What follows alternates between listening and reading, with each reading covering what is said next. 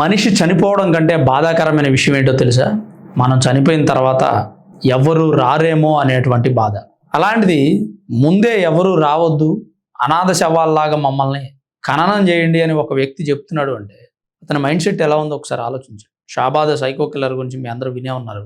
Previous వీడియోస్లో నేను కూడా చెప్పాను. 6గురిని హతమార్చి తాను కూడా బలవన్ మరణానికి పాల్పడ్డాడు.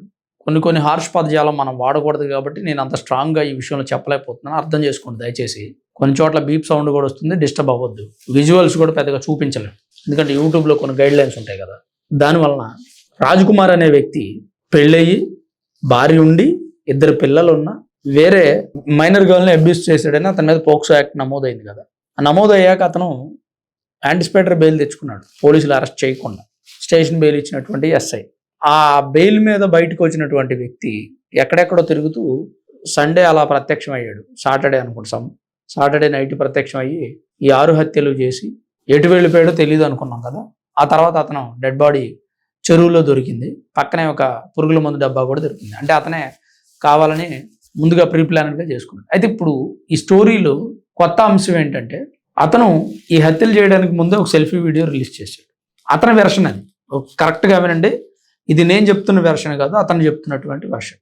అతను చెప్పేది ఏంటంటే, నాకున్న ఆస్తి కానీ, నా భూమి కానీ, నా దగ్గర ఉన్న డబ్బులు కానీ అన్నీ అమ్మేసి నా బిడ్డలకి ఏమీ లేకుండా చేసి ఆ అమ్మాయికి వారి కుటుంబానికి నేను పెట్టాను.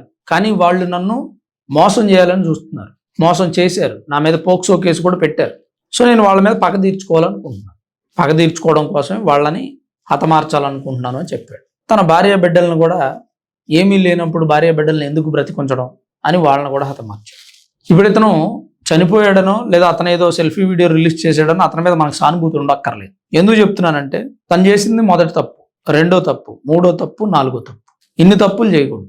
తను ఒకటి చేశాడు, దాన్ని రెక్టిఫై చేసుకునే ప్రయత్నం చేయాలి. ఇప్పుడు నీ ఫ్యామిలీ ఉంది, తనతో వెళ్ళావు, సరే తనేదో నీ దగ్గర డబ్బులు కొట్టేసింది, నిన్ను మోసం చేసింది అంటున్నావు. ఇంకా వదిలేసి డబ్బు సంపాదించి నీ ఫ్యామిలీని మంచిగా చూసుకోవడానికి ట్రై చేయలేదు. ఫస్ట్ అసలు నీ ఫ్యామిలీని వదిలేసి వాళ్ళ దగ్గరికి వెళ్ళడం తప్పు. అంటే వాళ్ళు మోసం చేసిన తర్వాత మళ్ళీ వాళ్ళని చంపాలనుకోవడం మరో తప్పు. వాళ్ళని చంపిన తర్వాత అట్లా ఉండకుండా మళ్ళీ నీ ఫ్యామిలీని చంపడం మరో తప్పు. మళ్ళీ నీ ఫ్యామిలీని చంపిన తర్వాత నువ్వు ఆత్మహత్య చేసుకోవడం ఇంకో తప్పు. నీకు కోర్టు శిక్ష విధిస్తుందా, పోలీసులు ఏం శిక్ష వేస్తారు, సమాజం ఏం శిక్ష వేస్తుంది అనేది సెకండరీ. ఫస్ట్ ఆఫ్ ఆల్ నువ్వు తప్పుల మీద తప్పులు చేస్తూ వెళ్ళావు. ఈరోజు తప్పు జరిగింది కాబట్టి, నన్ను మోసం చేశారు కాబట్టి హత్య చేస్తూ అంటున్నాడు. అంటే ఇలాంటి వ్యక్తుల మైండ్ సెట్ ఎలా ఉందో ఒకసారి ఆలోచించండి. ఫస్ట్ నుంచి వాళ్ళది క్రిమినల్ మైండే, క్రూయల్ మైండే. ఎవరైనా మోసం చేస్తే తట్టుకోలేక ఇలా హత్యలకు తెగబడుతూ ఉంటారు. సాధారణంగా ఎవరైనా వ్యక్తి మనం మోసం చేస్తే రివెంజ్ ఎలా తీర్చుకోవాలని ప్లాన్ చేస్తారు. రివెంజ్ అంటే వాళ్ళ మీద గెలవడమా, వాళ్ళకంటే గొప్పగా బ్రతికి చూపించడమా, లేదా వాళ్ళు చేసిన దానికి మళ్ళీ మనం అలానే చేసి రివెంజ్ తీర్చుకోవడం. ఇతను అవేమీ చేయలే. ఇతను ఒక డిఫరెంట్ వే సెలెక్ట్ చేసుకున్నాడు. ఏంటంటే నన్ను మోసం చేశారు కాబట్టి వాళ్ళు భూమి మీద ఉండకూడదు. ఇలాంటి ఆలోచన కలిగిన వ్యక్తులనే క్రిమినల్స్ అంటారు. ఈ క్రిమినల్స్ ఏది చేయడానికి కూడా వెనకాడరు, ఎంతకైనా తెగిస్తారు. అలా తెగించిన వ్యక్తే రాజ్కుమార్. సో అందుకని ఈరోజు అతను 6గురిని హతమార్చాడు, తను కూడా బలవన్ మరణానికి పాల్పడ్డాడు. నువ్వు బలవన్ మరణానికి పాల్పడే హక్కే నీకు లేదు, నువ్వు ఆత్మహత్య చేసుకునే రైటే నీకు లేదు. వేరే వాళ్ళని హత్య చేసు, పైగా అభావం స్వభావం తెలియని ముక్కు పచ్చలారని పసిబిడ్డల్ని హత్య చేసు. ఇది వినడానికి దారుణంగా ఉంది, చెప్పుకోవడానికి చిత్రంగా ఉంది. కానీ 6 హత్యలు చేసినటువంటి వ్యక్తి ప్రీ ప్లానెడ్గా చేసి, సో ఇతన్ని సమాజం కొట్టి చంపేస్తోంది, పోలీసులైనా శిక్షిస్తారు, న్యాయ వ్యవస్థ శిక్షిస్తోందని ముందుగానే తెలుసుకున్న వ్యక్తి బలవన్ మరణానికి పాల్పడ్డాడు. సరే, చనిపోయిన తర్వాత అయినా అతనికి ఏమైనా ప్రశాంతత ఉందా అంటే లేదు. అతని బాడీని పోస్ట్ మార్టం చేయడానికి కూడా ఎవరో డాక్టర్లు ముందుకు రాకపోతే చాలాసేపు వీళ్ళని బతిలాడి, అంటే ఇలాంటి దుర్మార్గుడు డెడ్ బాడీకి మేము పోస్ట్ మార్టం చెయ్యం, మాకు అవసరం లేదు అని డాక్టర్లు కూడా నిరాకరించడం. ఆ తర్వాత వేరే వాళ్ళని రిక్వెస్ట్ చేసి వేరే డాక్టర్లతో పోస్ట్ మార్టం చేయించడం. తన ఫ్యామిలీకి డెడ్ బాడీని అప్పచెప్తాను అంటే సొంత వదినే డెడ్ బాడీ దగ్గర కూర్చొని వీడు ఇంత సింపుల్గా చచ్చిపోయాడు, ఇంకా దారుణంగా చావాలి వీడు అని చెప్పి ఆమె మాట్లాడు. ఆ తర్వాత ఆ డెడ్ బాడీని మున్సిపాలిటీ వాళ్ళే అనాథ శవంలాగా అంత్యక్రియలు జరిపించడం. ఇంతకంటే హేయమైన చావు మరొకటికి రాదు. కావాలని కొని తెచ్చుకొని ఏరికోరి చేసుకున్నటువంటి వ్యక్తి ఈ రాజ్కుమార్. ఇతను లాంటి వ్యక్తుల స్టోరీ మనం ఎందుకు చెప్పుకోవాలి?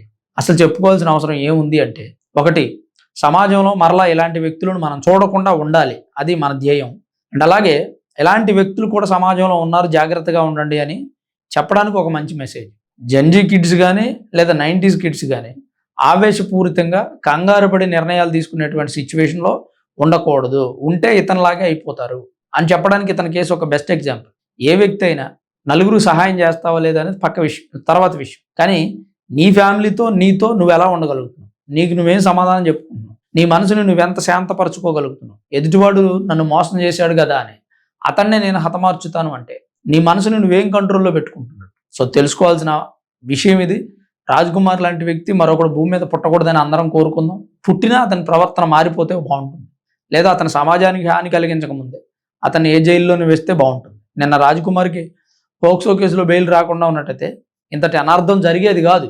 సో ప్రభుత్వాలు కానీ, న్యాయ వ్యవస్థ కానీ, పోలీసు వ్యవస్థ కానీ గుర్తించి ఇలాంటి దుర్మార్గులు బెయిల్కి అప్లై చేస్తుంటే కొన్నిసార్లు ఆలోచించాలి. వీళ్ళకి బెయిల్ ఇచ్చేటువంటి లాయర్లు కూడా 1-2 సార్లు ఆచి తూచి నిర్ణయం తీసుకోండి. మన సమాజం మీదకి ఎలాంటి క్రూర మృగాల్ని బెయిల్ అనేటువంటి గేటు తీసి వదులుతున్నాం అనేది గుర్తుపెట్టుకోవాలి. ఇలా మీరు బెయిల్ అనేటువంటి గేటు తీసి వదిలితే ఆ క్రూర మృగాలు వచ్చేసి సమాజం మీద పడి దొరికిన వాడిని దొరికినట్టు తినేస్తున్నాయి.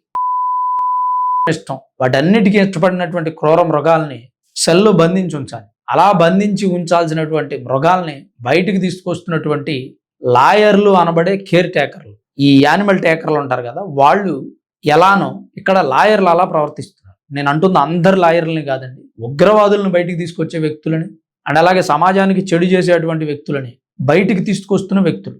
ఈ న్యాయవాదులు కూడా నేను ఎలాంటి కేసు అయినా వాదించగలను, నేను ఎవరినైనా బయటికి తీసుకురాగలను, మోస్ట్ వాంటెడ్ టెర్రరిస్టులని, మోస్ట్ వాంటెడ్ క్రిమినల్ని బయటికి తీసుకొచ్చావాయా, నువ్వు ఒక పెద్ద లెక్క, నిన్ను కూడా తీసుకొస్తాను, నువ్వేం కాదు, నువ్వు వెళ్ళిపో, హ్యాపీగా గుండెల మీద చేసుకొని పడుకో నైట్ పూట, నేనున్నా నీకేంటయా అని చెప్పి హామీ ఇచ్చి ఇలాంటి క్రూరమైన మనస్తత్వం కలిగిన వ్యక్తులను బయటికి తీసుకొస్తే జరిగే పరిణామాలు ఇలానే ఉంటాయి. ఈ పాపం ఎవరిది?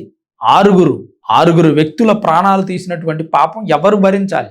రాజ్ కుమార్ అనే వ్యక్తి ఉంటే వాడు భరించేవాడు, వాడిని జైల్లో పెట్టేవాడు. వాడు లేడు. ఇప్పుడు ఎవరిది తప్పు? అతనికి బెయిల్ ఇచ్చిన వాళ్ళది తప్ప, యాంటిసిపేటరీ బెయిల్ తెచ్చుకున్న అతనిది తప్ప, అతను తప్పంటే అతను లేడు, లాయర్ది తప్ప, బెయిల్ ఇచ్చిన న్యాయ వ్యవస్థలది తప్ప, పోక్సో కేసు నమోదైన తర్వాత అతను బయటికి ఎలా వదిలేరు, దానికి సమాధానం చెప్పాల్సిన అవసరం ఉంది.